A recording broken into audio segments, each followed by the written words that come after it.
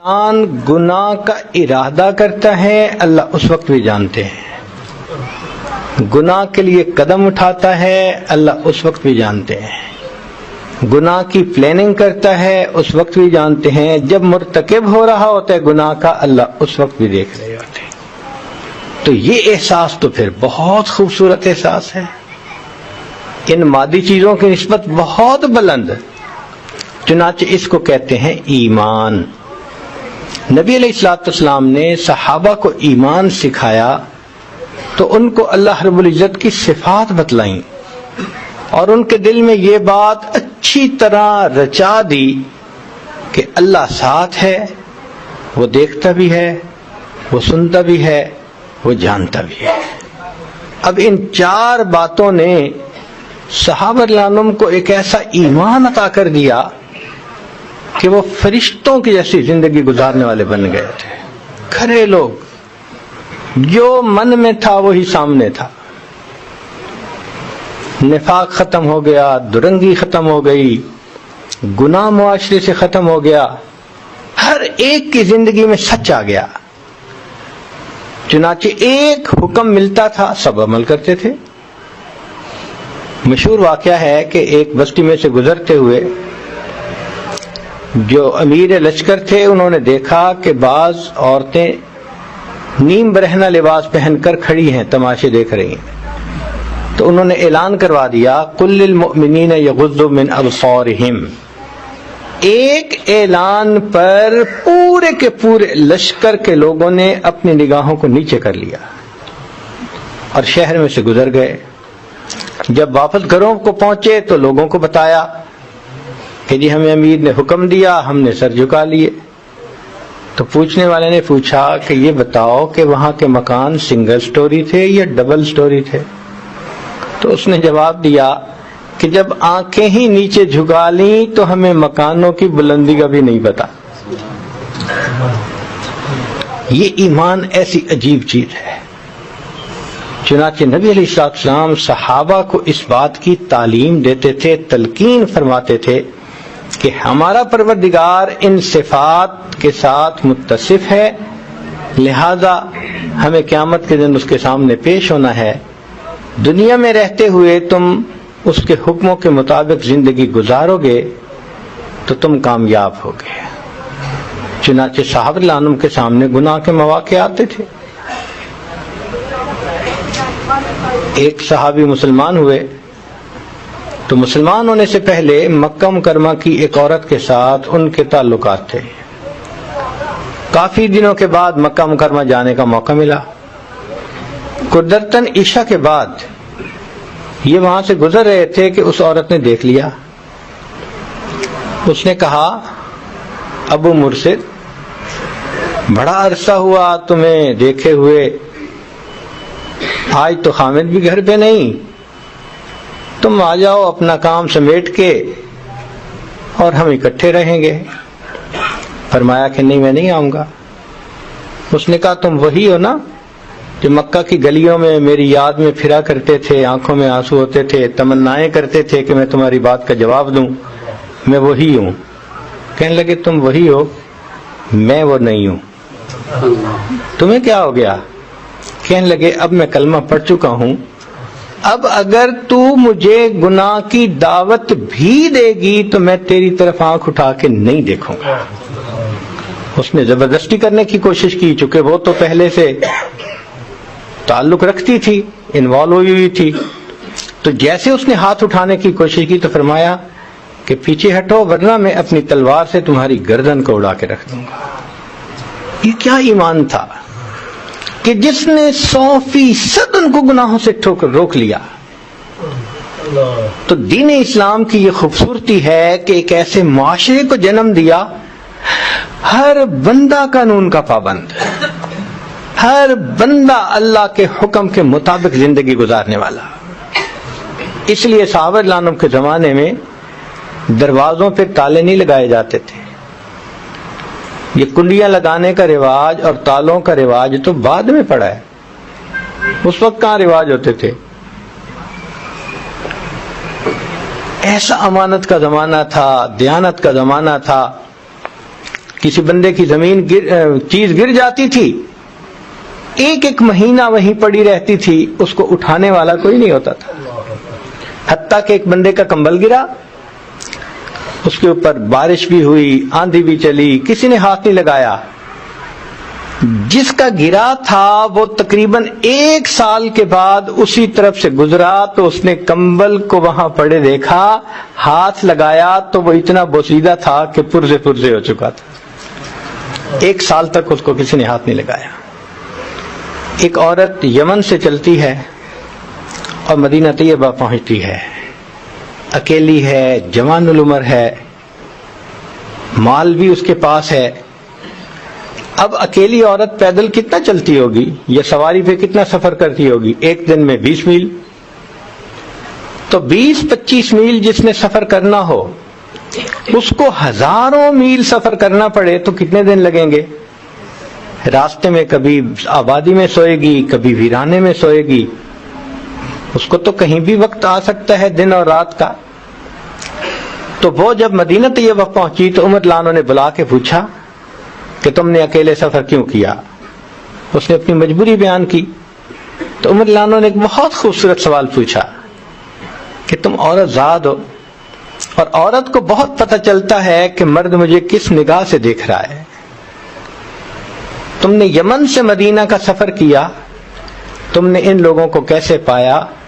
اس نے کہا امیر المومنین قسم اٹھا کر کہتی ہوں کہ میں اس راستے میں کتنے لوگوں کے ساتھ رہی، انٹریکٹ کیا، میں اس نتیجے پر پہنچی کہ یمن سے لے کے مدینہ تک ایک ماں کی اولاد بستی ہے۔ ایسی سوسائٹی کو جنم دیا کہ جہاں سارے کے سارے انسان یوں لگتا تھا کہ جیسے سب کے سب آپس میں بھائی ہیں اور بہن بھائی کی حیثیت، عزت کی حفاظت کرنے والے، احترام کرنے والے، دوسرے کی خیرخواہی کرنے والے۔ یہ سارا کا سارا نتیجہ اس ایمان کی وجہ سے تھا کہ ہر وقت دل میں یہ تصور تھا اللہ تعالیٰ دیکھتے بھی ہیں، سنتے بھی ہیں، جانتے بھی ہیں اور ہر وقت میرے ساتھ بھی ہیں۔ یہ بہت عجیب نعمت ہے۔ اب اس نعمت کو ہمیں سیکھنے کی ضرورت ہے۔ صحابہ اللہ عنہ فرماتے تھے تعلمنا الایمان ثم تعلمنا القرآن، پہلے ہم نے ایمان سیکھا کہ ایسا ہے ہمارا پروردگار، پھر جب قرآن اترا اور پتہ چلا کہ یہ اس کے احکام ہیں تو پورے کے پورے لوگ اس پر عمل کرنے والے بن گئے۔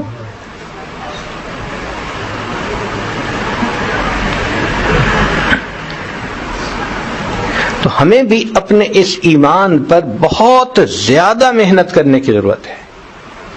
صحابہ اللہ عنہ کے زمان میں جو نوجوان تھے، مرد اور عورت، وہ بھی شریعت کی پابندی کرنے والے۔ چنانچہ عبداللہ ابن عمر رضی اللہ عنہ ایک واقعہ بہت مزے لے لے کے بیان کیا کرتے تھے۔ سفر میں جا رہے تھے، ویرانے میں ایک نوجوان دیکھا جو بکریاں چرا رہا ہے۔ ویرانے میں تو کوئی دیکھنے والا ہی نہیں ہوتا۔ انہوں نے اس کو بلایا اور بلا کے کہا کہ بھائی ایک بکری ہمیں بیچ دو، ہم ذبح کریں گے اور اس کو بھونیں گے، تم بھی کھا لینا ہم بھی کھائیں گے، تمہیں پیمنٹ دے دیتے ہیں۔ اس نے کہا جناب سوری، یہ تو میں مالک نہیں ہوں، میں تو صرف چرانے والا ہوں، مالک کوئی اور ہے۔ تو انہوں نے آزمانے کے لیے کہہ دیا اتنی تمہاری بکریاں ہیں، تم کہہ دینا کہ بھائی بکری کو بھیڑیا کھا گیا، مالک کو کیا پتہ چلتا ہے۔ تو جب انہوں نے یہ کہا تو وہ ان پڑھ بکریاں چرانے والا نوجوان آگے سے عبداللہ ابن اللہ عنہ کو کہتا ہے کہ حضرت اگر میں یہ کہوں گا کہ بھیڑیا بکری کو کھا گیا فَأَيْنَ اللَّهُ، تو پھر اللہ کہاں ہے؟ تو عمر رضی اللہ عنہ یہ واقعہ سنایا کرتے تھے اور حیران ہوتے تھے کہ نبی علیہ السلام نے دلوں میں کیا ایمان بھر دیا کہ معاشرے کا ایک ان پڑھ نوجوان جنگل کی تنہائی میں بھی کسی گناہ کا موقع کوئی دکھاتا ہے تو جواب دیتا ہے کہ اگرچہ بندے نہیں دیکھتے، بندوں کا پروردگار تو دیکھ ہی رہا ہے۔ عمر رضی اللہ عنہ اپنے زمانے خلافت میں گلیوں میں چل رہے ہیں کہ دیکھوں کہ لوگ کس حال میں ہیں. ایک گھر سے دو عورتوں کے بولنے کی آواز آئی.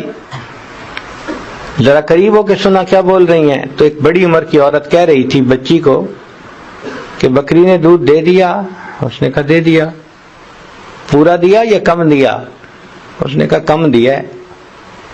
کہنے لگی لینے والے تو پورا مانگیں گے تو کچھ پانی اس میں ڈال کے پورا کر دو.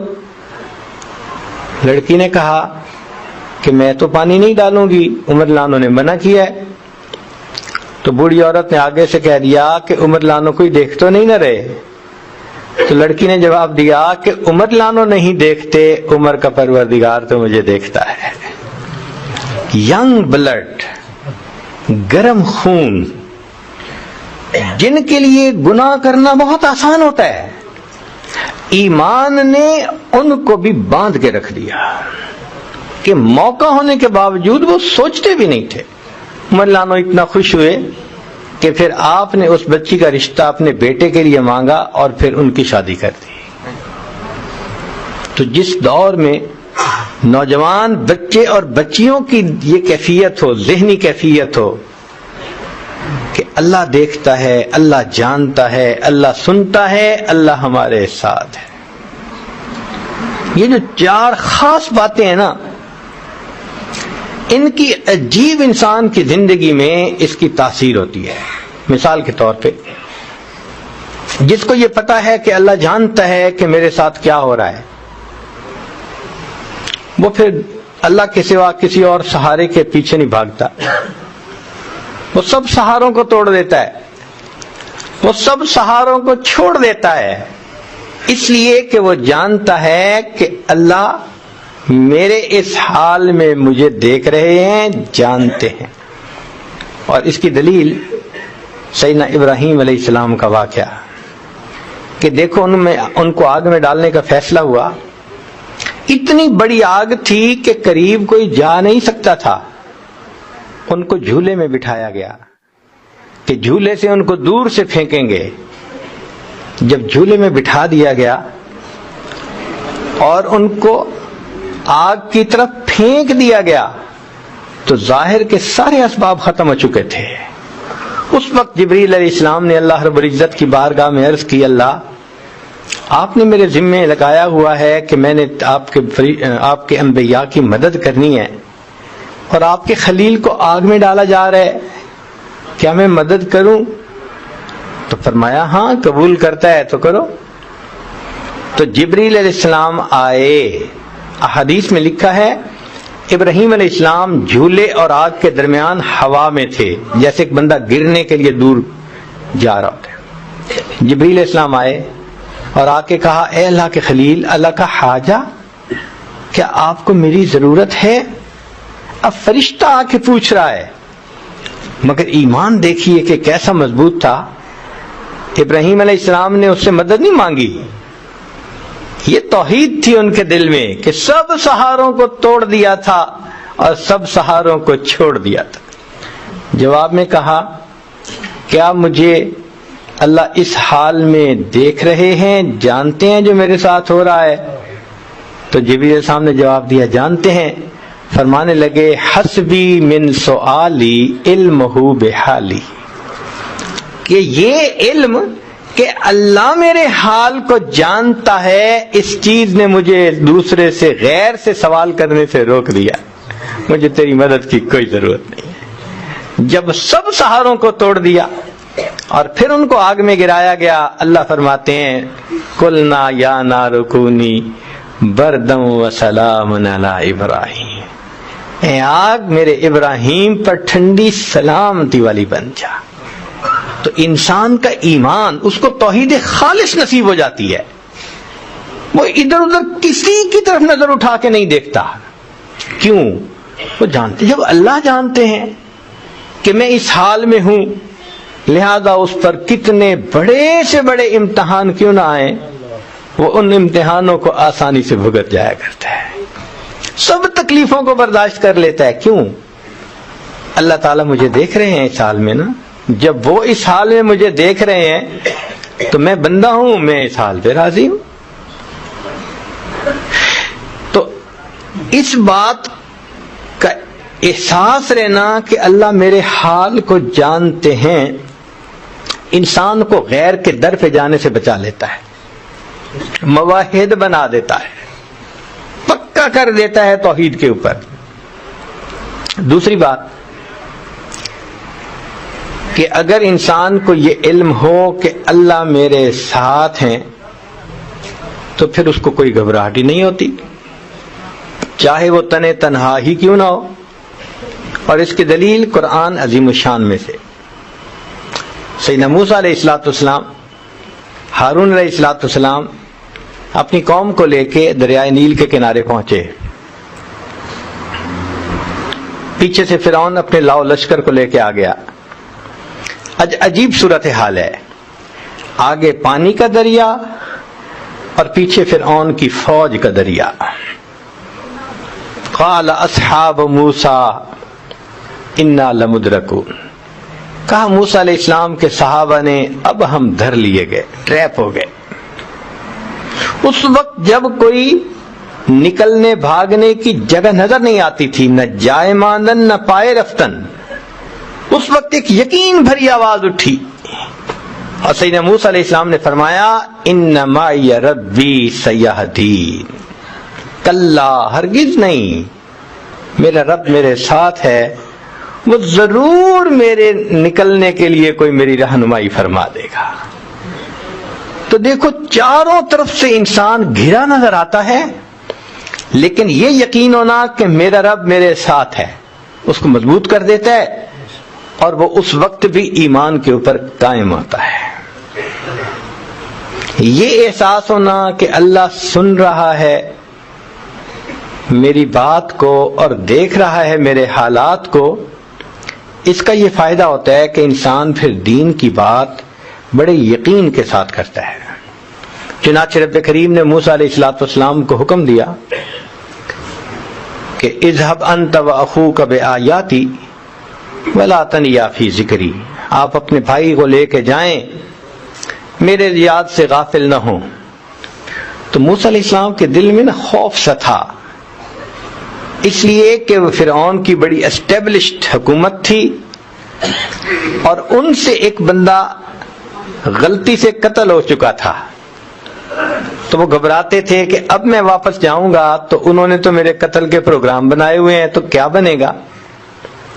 تو جب اللہ رب العزت نے دیکھا کہ موسیٰ علیہ السلام کے اندر خوف ہے، اگرچہ تعمیل ہے مگر ذہن میں ایک خدشہ تو ہوتا ہے نا بندے کے، فطرت ہے انسان کی، تو جب رب کریم نے یہ دیکھا تو فرمایا فَاذْهَبَا، تم دونوں جاؤ، لا تخافا، میں تم دونوں کے ساتھ ہوں، لا تخافا، تم دونوں مت گھبراؤ مت ڈرو، اننی معکما، میں تم دونوں کے ساتھ ہوں، اسمع و ارا، سنتا بھی ہوں میں دیکھتا بھی ہوں، جو بات فرعون کرے گا میں سنوں گا، جو معاملہ کرے گا میں دیکھتا ہوں، جب میں دیکھتے سننے والا تمہارا پروردگار ساتھ ہوں، کیوں گھبراتے ہو، بغیر ڈر کے جاؤ، میرے نام کو بلند کر کے آؤ۔ تو داعی کو ایک ہمت مل جاتی ہے اس میں، یہ اس کا فائدہ ہوتا ہے، بلکہ اس بات کا احساس کہ اللہ دیکھتے ہیں، تو اس سے انسان جو اللہ کی خاطر مجاہدہ برداشت کرتا ہے، سب مجاہدے آسان ہوتے ہیں۔ مزدور دیکھے کہ مالک دیکھ رہا ہے تو محنت کرنا، پسینہ بہانا اس کو کوئی مشکل نظر نہیں آتا، وہ جانتا ہے کہ مجھے مالک خود دیکھ رہا ہے۔ سبحان اللہ، نبی علیہ الصلوۃ والسلام سارا دن دین کے کاموں میں مشغول رہتے تھے اور رات کے وقت اتنی عبادت کہ حتیٰ یتورمت قدماہ، قدمین مبارک پہ ورم آ جاتا تھا۔ تو پتہ ہے یہ رزلٹ کس کا تھا؟ رب کریم نے قرآن مجید میں فرمایا تھا، اے میرے حبیب صلی اللہ علیہ وسلم، الذی یراک حین تقوم وتقلبک فی الساجدین، جب آپ رات کو کھڑے ہوتے ہیں تیرا رب تجھے مصلی پہ کھڑے ہوتے ہوئے دیکھ رہا ہوتا ہے. اب جس بندے کے دل میں یہ آیت ہو، تہجد میں اٹھنا اور تہجد کا پڑھنا اس کے لیے کتنا آسان ہو جائے گا. پوری رات نماز میں کھڑے رہنا اس کے لیے آسان ہوگا. کیوں؟ الذی یراک حین تقوم، اللہ دیکھتا ہے جب آپ کھڑے ہوتے ہیں. وتقلبک فی الساجدین، سبحان اللہ. تو اس ایمان کے کتنے فائدے ہیں زندگی میں. اور ایک فائدہ یہ بھی ہے کہ پھر انسان گناہوں سے بچ جاتا ہے. ایک تو ہے نا، دعوت میں اس کو مدد مل گئی، نیکی میں اس کو مدد مل گئی، ایک پش مل گئی اس کو، وہ گھبراتا نہیں ہے، قدم بڑھاتے آگے. مگر ایک بڑا فائدہ یہ بھی کہ اس احساس کے ہونے کے بعد کہ اللہ مجھے دیکھتے ہیں، انسان گناہوں سے پھر بچتا ہے. مواقع موجود ہوتے ہیں، گناہ کی دعوت دی جا رہی ہوتی ہے مگر وہ گناہ سے انکار کر دیتا ہے. چنانچہ ہمارے بزرگوں نے کتنی ایسے واقعات کتابوں میں لکھے ہیں. سلیمان دارانی رحمت اللہ علیہ ایک محدث ہیں، 2 ساتھیوں کے ساتھ حج کی نیت سے چل پڑے. اب وہ ایک مقام ہے جہاں نبی علیہ الصلوۃ والسلام کی والدہ ماجدہ کا انتقال ہوا.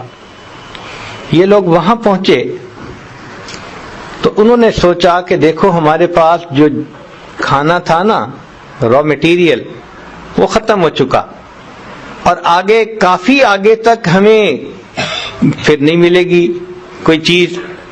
یہاں قریب میں بستی ہے تو بہتر ہے کہ بستی سے کچھ خریدے چیز کھانے پینے کے لیے. تو 2 ساتھیوں نے کہا کہ اچھا ہم جا کے لے آتے ہیں، تم ذرا خیمے میں ٹھہرو. یہ اکیلے رہ گئے. اتنے میں ایک عورت بکریاں چرانے والی آئی. اس نے دیکھا خیمہ ہے اور ایک مرد ہے اور ان کو اللہ نے بہت خوبصورتی عطا فرمائی تھی، بہت منور چہرہ تھا.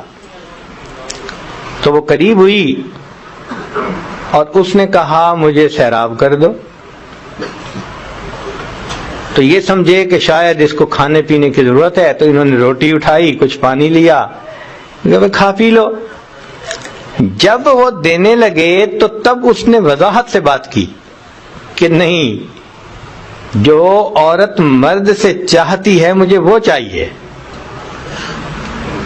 تو اس وقت سلیمان درانی رحمت اللہ علیہ نے فوراً یہ سوچا کہ دیکھو میں تھوڑی دیر تنہا ہوا تھا، شیطان نے مجھے میرے پروردگار سے دور کرنے کے لیے اپنے نمائندے کو بھیج دیا.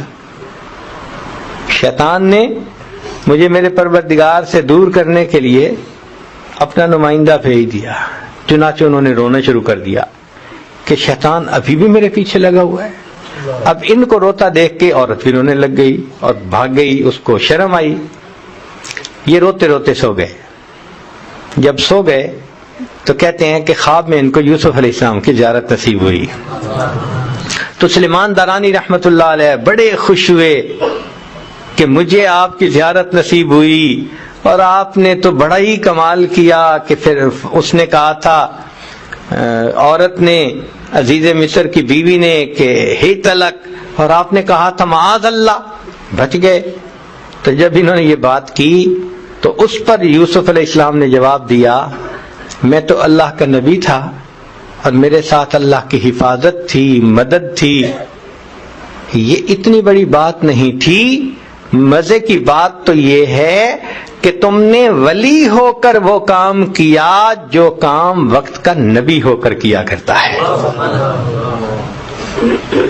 تو یہ ایمان جب مضبوط ہوتا ہے نا، پھر گناہوں کے مواقع کے باوجود بندہ قدم نہیں اٹھاتا، اس لیے کہ وہ جانتا ہے کہ میرا اللہ مجھے دیکھ رہا ہے، وہ میری بات کو سن رہا ہے، وہ میرے ساتھ ہے، اس کو علم ہے کہ میں کیا کر رہا ہوں. چنانچہ ایک واقعہ لکھا ہے، ایک عورت تھی، وہ اندھیری جگہ سے گزر رہی تھی، تنہائی تھی. ایک مرد نے جب دیکھا نا کہ تو بالکل بہت اندھیرے والی جگہ، ویزیبلٹی زیرو، پتہ ہی نہیں چلتا، تو ذرا قریب ہوا اور اس نے اس کو ہاتھ لگانے کی کوشش کی. جیسے اس نے ہاتھ لگانے کی کوشش کی تو اس عورت نے جواب دیا، ڈر اس پروردگار سے جو اندھیرے میں اسی طرح دیکھتا ہے جس طرح وہ روشنی میں دیکھ رہا ہوتا ہے۔ کیسا عجیب جواب دیا!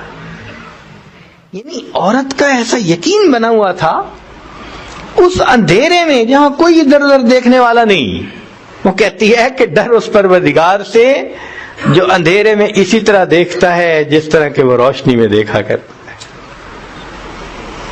چنانچہ ایک مرد نے ایک عورت کو بہلایا پھسلایا اور کہنے لگا کوئی یہاں ہے نہیں سوائے ستاروں کے۔ اس نے کہا اچھا پھر این مکوکبھا، اگر ستاروں کے سوا کوئی نہیں دیکھنے والا تو ستاروں کا بنانے والا کدھر چلا گیا؟ یہ چیزیں بتاتی ہیں کہ ان کے دلوں میں یہ باتیں رچی ہوئی تھیں، اسی لیے وہ گناہ کی طرف نہیں قدم اٹھاتے تھے۔ چنانچہ مکہ مکرمہ میں ایک عورت تھی جس کو اپنے حسن و جمال پہ بڑا ناز تھا۔ وہ ایک مرتبہ نہانے کے بعد کپڑے بدل کے اپنے بال سنوار رہی تھی، آئینے کے سامنے کھڑی تھی اور بہت اپنے آپ پہ فریفتہ تھی کہ میں بہت حور پری ہوں۔ خاوند نے دیکھا تو اس عورت نے بڑے ناز نخرے سے بات کی کہ کوئی ہے مرد ایسا جو مجھے دیکھے اور میری تمنا نہ کرے؟ تو خاوند نے کہہ دیا ہاں، عبید بن عمیر۔ یہ مسجد نبوی میں ایک خطیب تھے، اس زمانے میں عالم تھے جو درس دیتے تھے اور بڑے باخدا بزرگ تھے۔ اس نے ان کا نام لے دیا کہ عبید بن عمیر۔ تو میاں بیوی کا تعلق عجیب سا ہوتا ہے۔ آگے سے کہنے لگی کہ تم مجھے دے اجازت، میں تجھے دکھاتی ہوں کہ وہ پھسلتا کیسے ہے۔ اس نے کہا ٹھیک ہے۔ عورت کو اجازت مل گئی، وہ نکلی باہر، مسجد کے دروازے پر آ کر کھڑی ہو گئی۔ اب مسجد سے جب وہ باہر نکلے تو عورت نے پہلے تو ایسی بات کہی کہ جیسے کوئی مسئلہ پوچھنے کے لیے کھڑی ہو، تو چونکہ انہوں نے مسئلہ بتانا ہوتا تھا، ذمہ دار تھے، تو وہ کھڑے ہو گئے۔ اس نے بات کرتے کرتے اچانک اپنا نقاب ہٹا دیا۔ اس کا خیال یہ تھا کہ جب وہ میرے حسن و جمال کو دیکھیں گے تو فریفتہ ہو جائیں گے۔ جیسے ہی اس نے ایسا کیا تو انہوں نے نظر ہٹا لی اور کہا کہ دیکھو تم کیوں ایسے کام کے بارے میں سوچتی ہو جس سے دنیا میں بھی تمہیں ذلت ملے گی، آخرت میں بھی تمہیں ذلت ملے گی۔ اب یہ الفاظ اتنے درد کے ساتھ ان کے منہ سے نکلے، وہ شرما گئی، واپس آ گئی۔ خاوند نے پوچھا کیا بنا؟ کہنے لگی کیا مرد ہی نیک ہوتے ہیں، عورتیں نہیں نیک ہو سکتی؟ میں بھی نیک بنوں گی۔ اس کی زندگی بدل گئی۔ اس کے بعد وہ روز اپنے خاوند سے پوچھتی عشاء کے وقت کہ تمہیں میری ضرورت ہے؟ اگر کہتا ہاں تو خاوند کے پاس وقت گزارتی، اور اگر وہ کہتا نہیں تو جبہ پہن لیتی اور ساری رات مصلی پہ عبادت کرتی۔ اس کا خاوند کہا کرتا تھا کہ پتہ نہیں عبید بن عمیر نے ایک فکرہ بول کے میری بیوی کو راہبہ کیسے بنا دیا۔ وہ راہبہ بن گئی۔ شکار کرنے کو آئے، شکار ہو کے چلے۔ تو یہ کیفیتیں ان کی اس لیے تھیں کہ پروردگار عالم نے ان کے دلوں میں ایک اثر ڈالا ہوا تھا، ایمان کامل ان کے دلوں میں تھا۔ اور یہ نہیں کہ یہ صرف بڑے لوگوں کا تھا، بچوں کا بھی یہی حال تھا۔ چنانچہ ایک باپ اپنے بیٹے کے ساتھ جا رہا تھا، اس نے راستے میں آم کے درخت پودے دیکھے، چھوٹے چھوٹے ہوتے ہیں اور گچھے لگے ہوتے ہیں، پکے ہوئے تھے اور لگ رہے تھے کہ بہت مزے کے ہوں گے۔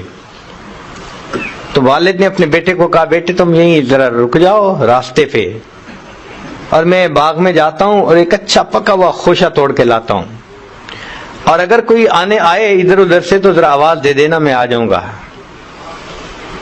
وہ جی چلا، جیسے خوشے کے قریب پہنچا تو بچے نے پیچھے سے آواز لگا دی، یا ابی احد یرانا، اے ابا جان کوئی ہمیں دیکھ رہا ہے۔ تو وہ گھبرا گیا اور ویسے ہی واپس آ گیا۔ آ کے دیکھا تو گلی میں تو کوئی بھی نہیں تھا. اس نے کہا گلی میں تو کوئی نہیں. اس نے کہا انسانوں میں سے ہمیں کوئی نہیں دیکھ رہا, انسانوں کا پروردگار ہمیں دیکھ رہا ہے. چھوٹا بچہ 10 سال کی عمر ہے تقریباً, اس کا بھی یقین ایسا بن گیا تھا. اور یہ یقین خود بخود نہیں بنتا تھا, ماں باپ بناتے تھے. چنانچہ داؤد طائی رحمت اللہ علیہ ایک بزرگ گزرے ہیں, بڑے محدث بھی تھے اور فقیہ بھی تھے اور مشائخ میں سے تھے, مشائخ صوفیاء میں سے تھے. امام اعظم ابو حنیفہ رحمت اللہ علیہ کے ہاں جو خاص شاگرد تھے نا 40, جو فتویٰ لکھنے میں مشورے میں کام آتے تھے, جو مجلس مشاورت تھی, یہ اس میں سے ایک تھے, مگر تقویٰ کے پہاڑ تھے. وہ اپنے بارے میں خود بتلاتے ہیں کہ میری عمر 5 سال کی تھی تو میرے ماموں گھر آئے اور کہنے لگے کہ داؤد اللہ کو یاد کر لیا کرو. میں نے کہا کیسے یاد کروں ماموں؟ کہنے لگے جب تم سونے لگے ہو نا بستر پہ تو اس وقت تم چند مرتبہ کہہ لیا کرو اللہ میرے ساتھ ہے, اللہ مجھے دیکھتا ہے. بس یہ کہہ لیا کرو اور سو جایا کرو. میں نے کہنا شروع کر دیا. پھر ملاقات ہوئی تو کہنے لگے اللہ کو یاد کرتے ہو؟ میں نے کہا میں اتنی دفعہ. کہنے لگے کچھ زیادہ کہا کرو. تو کہنے لگے میں پھر سونے سے پہلے اللہ مجھے دیکھتا ہے, اللہ میرے ساتھ ہے. اب جو بات بندہ روز کرتا رہے اس کا دل پہ اثر ہوتا ہے.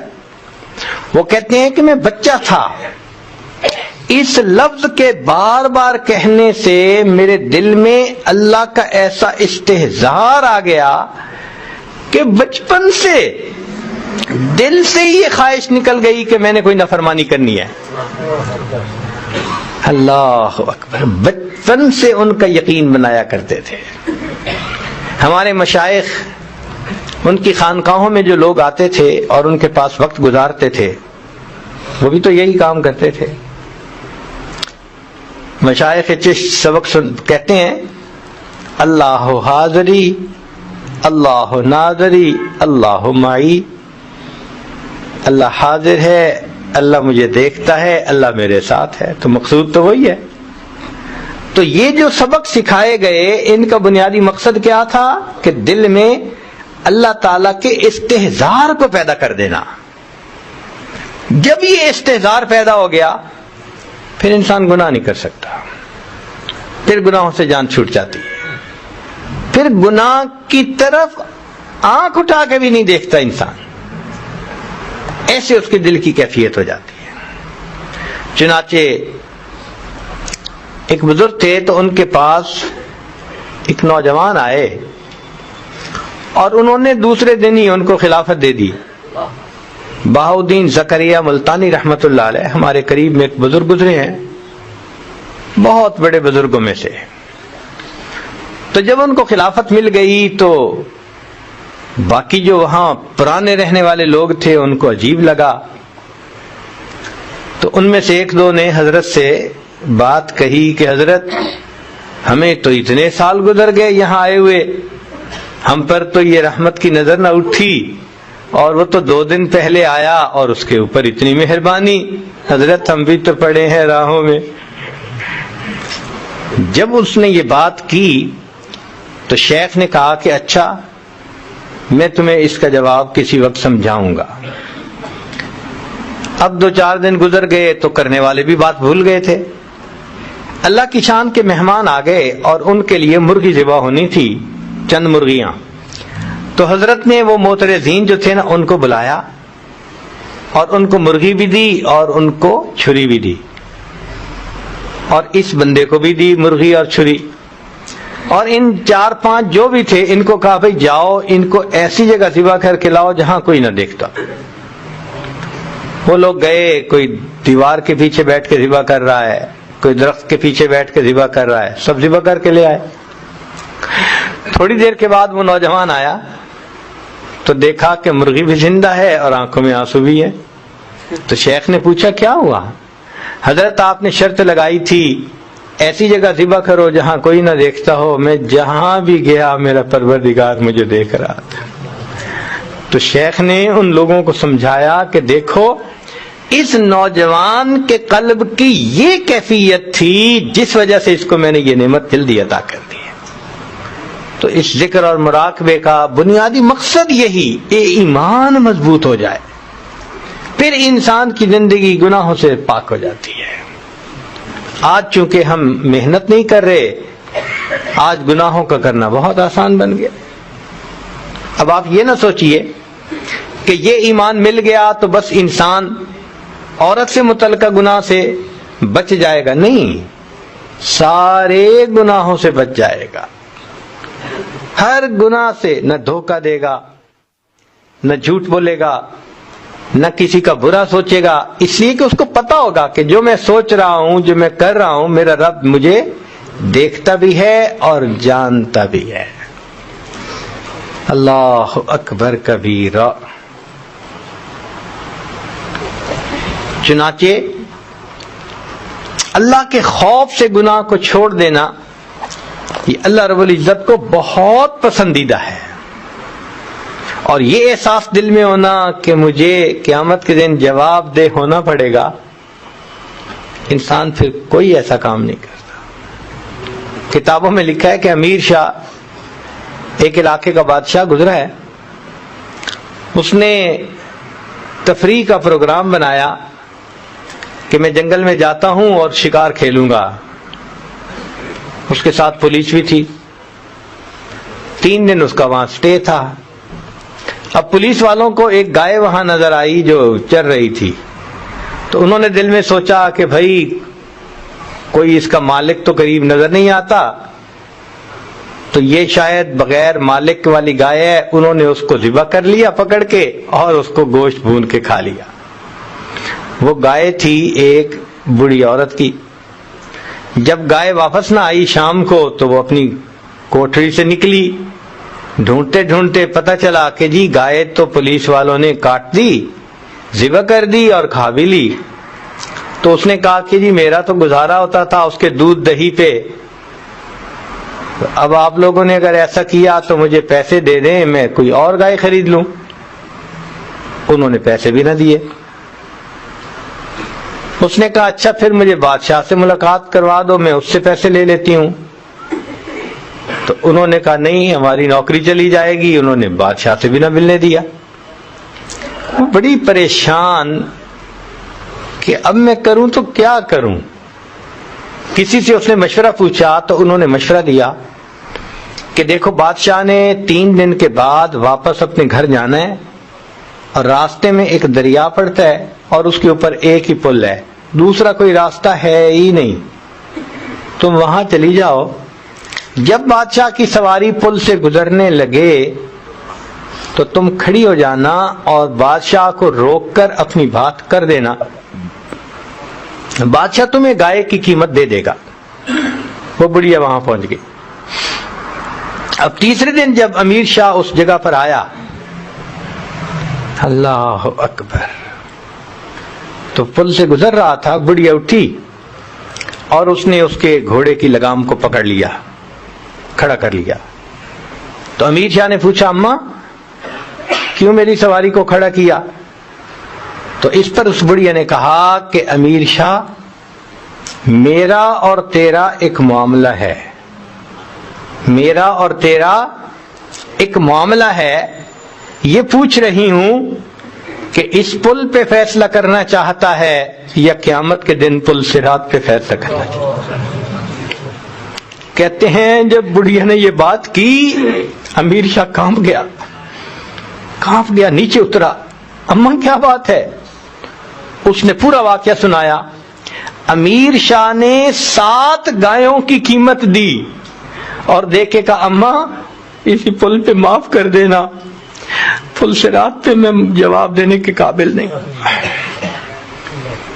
تو جس بندے کے دل میں یہ ایمان مضبوط ہوگا وہ کیوں دھوکہ دے گا کسی کو؟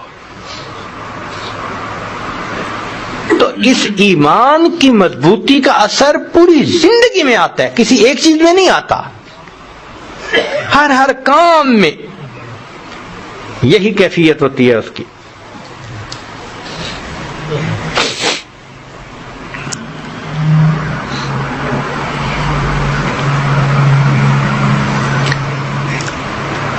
آپ نے دیکھا ہوگا کہ عورتیں بہت چھوٹے دل کی ہوتی ہیں، جلدی ایک دوسرے کے ساتھ دل میں کینہ رکھ لیتی ہیں، اور پھر اگر سوکنے ہوں تو پھر تو ایک دوسرے کے بارے میں دل میں بہت جلدی نفرت ہوتی ہے، اور ان کا تو دل چاہتا ہے کہ بس میں تو اس کو زمین کے اوپر دیکھنے کی بجائے نیچے دیکھنا چاہتی ہوں۔ ایسی کیفیت ہوتی ہے۔ عورتوں کا واقعہ ذرا سن لیجئے۔ ایک آدمی تھا، بزنس مین تھا، وہ ایک علاقے سے فصل خریدتا تھا، مکئی، گندم، اجناس خریدتا تھا، اور پھر اپنے شہر میں آ کے اس کو 6-8 مہینے بیچا کرتا تھا۔ کاروبار بہت اچھا چل رہا تھا، لیکن جب سیزن آتا نا تو اس کو اس شہر میں جانا پڑتا جہاں پہ وہ کھیتیاں اگتی تھیں، یعنی گروور کے پاس جاتا، ان کو دیکھتا، پیمنٹ کرتا، سودے کرتا اور ان سے خریداری کرتا۔ اس میں اس کو 3-4 مہینے لگ جایا کرتے تھے۔ اس نے یہ فیل کیا کہ بھائی گو میری بیوی بہت خوبصورت بھی ہے اور اچھی بھی ہے، نیک بھی ہے، لیکن یہ جو کاروبار کی وجہ سے مجھے 3-4 مہینے وہاں جانا پڑتا ہے تو میرے لیے تو وہاں مشکل ہے پاکیزہ رہنا، تو گناہ تو میں نے کرنا نہیں، اس لیے بہتر ہے کہ میں وہاں پہ بھی شادی کر لیتا ہوں۔ اور پہلی بیوی کو بتانے کی ضرورت اس لیے نہیں کہ میں 3 مہینے کے بعد پھر اسی کے ساتھ جا کے رہوں گا، اس کو کیوں پریشان کروں۔ اس نے وہاں پیغام بھیجا کسی کی طرف نکاح کا، اور اس کو بتا دیا کہ یہ میری زندگی کی ترتیب ہے، میں اتنے مہینے یہاں رہوں گا، مگر جب چلا جاؤں گا تو تمہارے کھانے پینے کی ذمہ داری میں اٹھاؤں گا، مگر میں نہیں ہوں گا، مجھے جانا ہوگا، اگر قبول ہے تو کر لو نکاح۔ وہ عورت بھی بے سہارا تھی، اس نے کہا چلو کوئی مجھے سپورٹ کرے گا، میرا خامند بنے گا، میں اس کی وجہ سے عزت جو ہے اس کی زندگی گزاروں گی، مجھے اپنی عزت کے بارے میں خطرہ نہیں رہے گا۔ وہ نکاح پہ تیار ہو گئی۔ خیر اس نے نکاح کیا، اس کو مکان لے کے دیا، گھر میں چیزیں ساری ڈلوا دی، 2-3 مہینے رہا، بالآخر اپنے وقت پہ یہ واپس آیا۔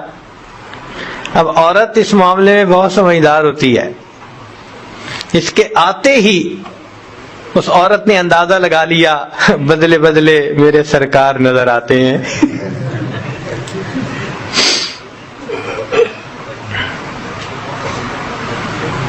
مگر وہ چپ رہی، کہا اس نے کچھ نہیں۔ اب یہ جب کچھ عرصہ رہا تو اس کے ذہن میں خلش ہو گئی کہ اس دفعہ جو یہ آیا ہے نا تو کچھ ہے مسئلہ صحیح، اگلی دفعہ پھر ایسا ہی ہوا، تو پھر اس کے دل میں شک کی بجائے پک ہو گیا کہ مسئلہ ہے کوئی۔ چنانچہ ایک بوڑھی عورت تھی، اس نے اس سے رابطہ کیا اور اس کو کہا کہ اماں میں تمہیں اتنے پیسے دوں گی، تم ذرا سفر کر کے جاؤ فلاں شہر میں، میرا خامن 4 مہینے 3 مہینے وہاں رہتا ہے، تو یہ کیسے رہتا ہے؟ تو بڑھیا نے کہا بہت اچھا۔ وہ بڑھیا پہنچ گئی، اس نے چند دنوں میں فگر آؤٹ کر لیا کہ اس نے نکاح کیا ہوا ہے اور بیوی کے ساتھ رہتا ہے اور اپنا کاروبار بھی کرتا ہے، اور پھر 4 مہینے کے بعد واپس جاتا ہے، اس کی بیوی پیچھے رہتی ہے اس کے اکیلی۔ جب اس نے آ کے بیوی کو کنفرم کر دیا تو اس کے دل پہ بڑی چوٹ لگی کہ میرے خامن نے ایک نکاح اور کر لیا، مجھے بتایا تک نہیں، میرے میں کیا کمی تھی۔ مگر یہ چپ ہو گئی، اچھی عورت تھی، سمجھتی تھی کہ میرا خامن جب میرے ساتھ اچھا ہے، میرے باقی سارے حقوق ادا کر رہا ہے، تو شرع شریف نے اجازت بھی دی ہے، تو میں جو بات کروں گی تو آپس میں میٹھی نگاہیں کڑوی ہوں گی، ایکویشن الٹا خراب ہی ہوگی، ایک دوسرے کے ساتھ تو تکار ہوگی، تو کیا فائدہ۔ اس لیے وہ صبر کر گئی۔ مگر اب اس کو روٹین کا پتہ چل گیا کہ اسی طرح اس نے جانا ہے اور اسی طرح اس نے آنا ہے۔ اللہ کی شان دیکھیں کہ اسی دوران اس نوجوان بزنس مین کو ہارٹ پرابلم ہوئی اور اچانک ایک دن اس کی ہارٹ اٹیک کی وجہ سے وفات ہو گئی.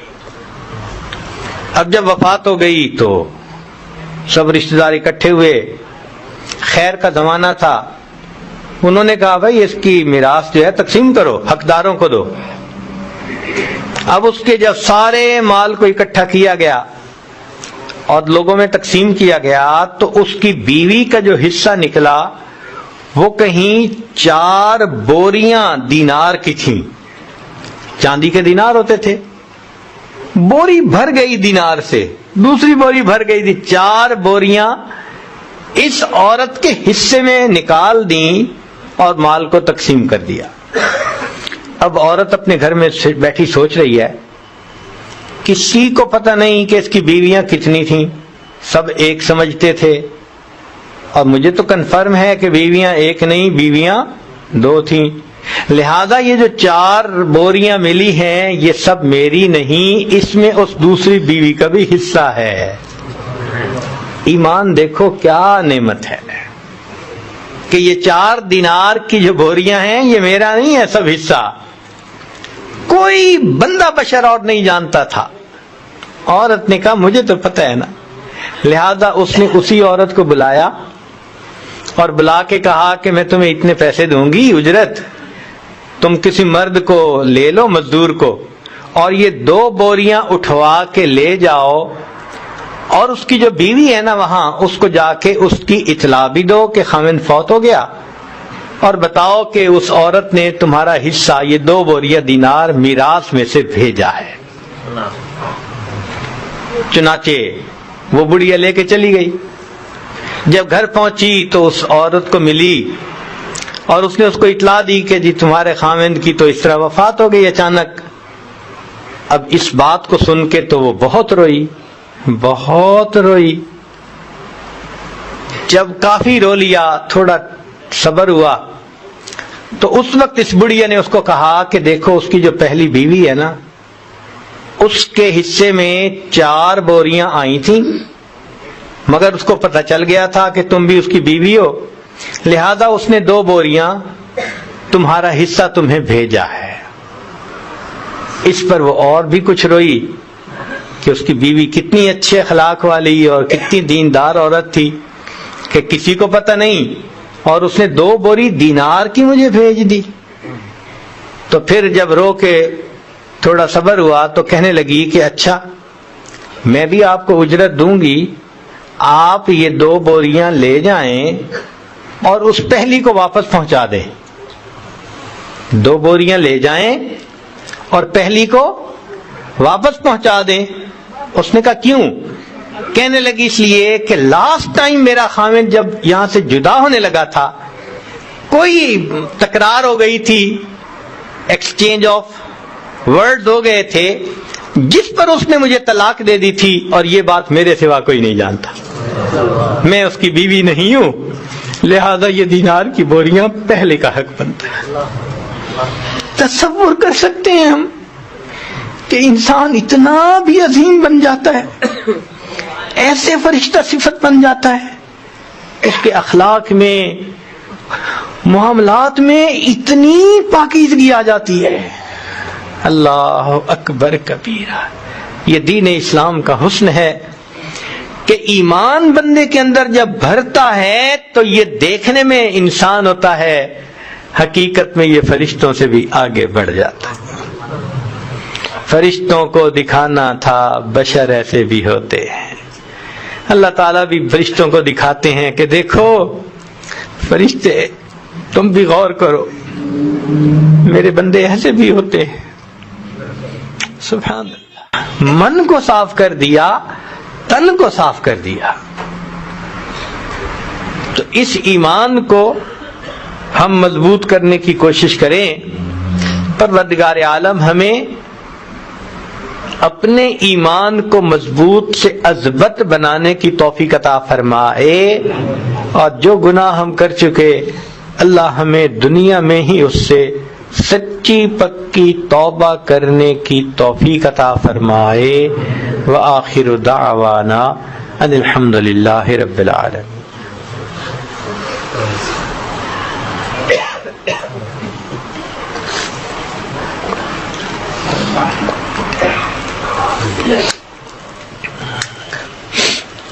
دعا کر لیجیے. سبحان ربی العلی الوہاب. اللہم صلی علی سیدنا محمد وعلی آل سیدنا محمد وبارک وسلم. اے کریم آقا، ہم آپ کے عاجز مسکین بندے ہیں، ہمارے گناہوں کو معاف فرما، خطاؤں سے درگزر فرما، عیبوں کی پردہ پوشی فرما. میرے مولا، ہم ظاہر میں انسان ہیں، حقیقت میں حیوان ہیں. اللہ، جانوروں جیسی زندگی گزارتے پھر رہے ہیں. اللہ، ہم شرمندہ ہیں کہ آپ کے حکموں کو توڑ دیتے ہیں، آپ کے حبیب صلی اللہ علیہ وسلم کی سنتوں کو چھوڑ دیتے ہیں. اللہ، ہم پر رحم فرما دیجیے، ہمارے دلوں میں ایمان کو بھر دیجیے. اللہ، ہمیں اپنا یاد اپنی عطا فرما دیجیے، اپنا استحضار عطا فرما دیجیے. اللہ، ہمیں ایمان کی لذت عطا فرما دیجیے. میرے مولا، ہم کب تک گناہ کرتے پھریں گے؟